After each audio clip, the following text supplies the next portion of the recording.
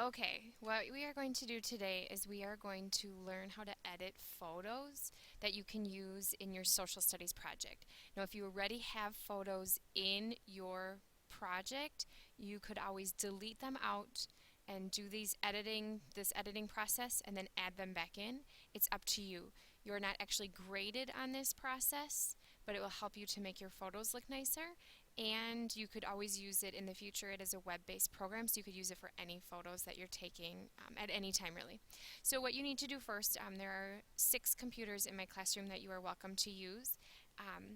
So 6 of you can be working at one time, and you should only be on the computer if you have photos uploaded into your Google Drive already that you can use.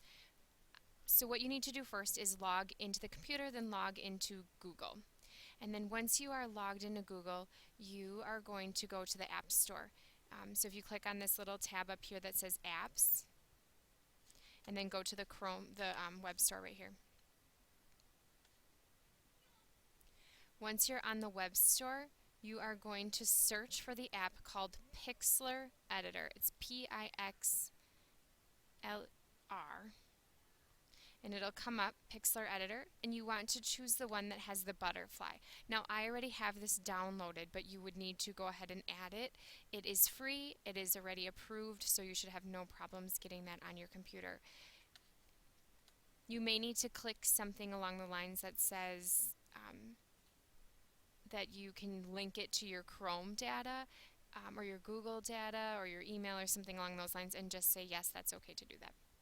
Okay, so once you have that downloaded, if you go to Apps, it should be in one of your the apps. So you can click, you could always open it from here. But that's not how you're going to open it to actually do your photos. Sorry, that's a little confusing. But it will be there if you ever want to use it. Okay, so what you need to do once it's downloaded, go into your drive, and we're going to edit this lovely photo of our good friend, Mr. Apple. So in order to open it with Pixlr, you're going to go where it says open, there's a little down arrow, and go to Pixlr Editor. And it will open up.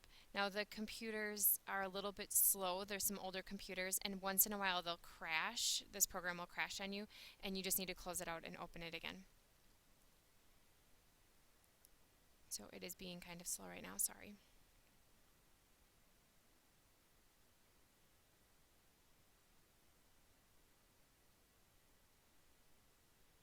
It will open up eventually.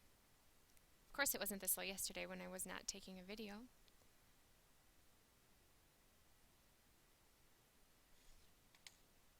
Okay, so now that the image is in, we need to rotate it. So it looks like it's the wrong way. That's no big deal. We're going to go to Image and then rotate 90 degrees. This means clockwise. This means counterclockwise.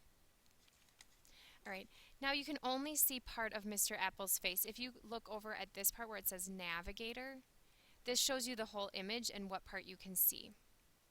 So I could drag that around and see the whole thing, or you can make it smaller to see the whole picture. Now there's a lot of white space up here that I don't really want, so I'm going to crop it. This tool over here is the crop tool. And I don't mind that it says principal in the corner, and I like the American flag because Mr. Apple is a military guy. He's very patriotic, so that kind of fits well.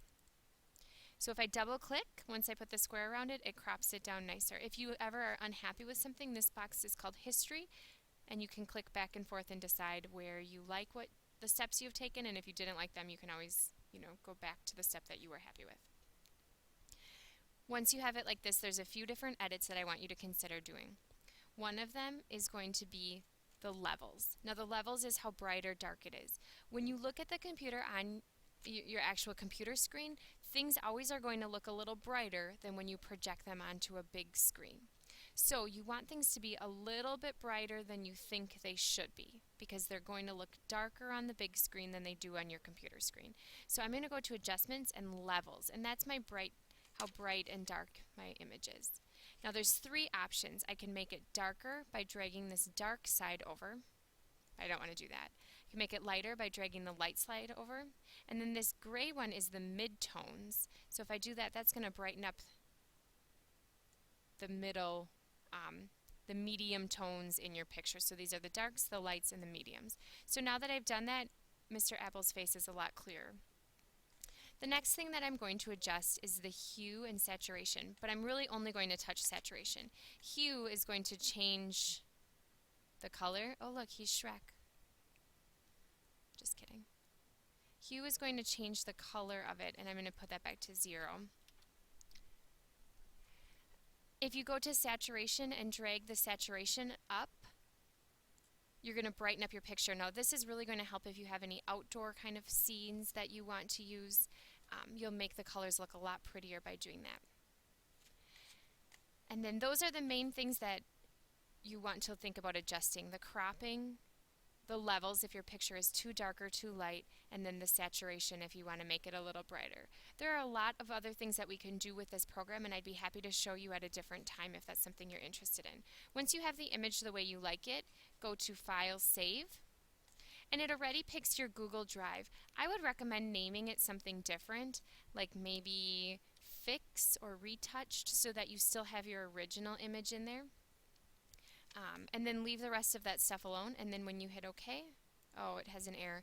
Normally it would work. If it does an error, you might need to close it out and try it again. I think it seems to be struggling with me doing the video at the same time as doing the actual photo. But you'll want to save it, and then it will open up. It will be in your Google Drive right where you had it originally, so then you can use those images on your slideshow.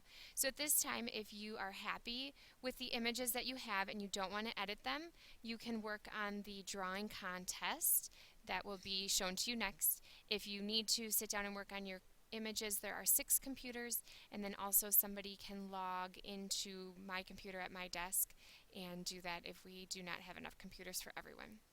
All right, thank you, good luck, and be extra super respectful. If you are not respectful, you will lose double participation points today.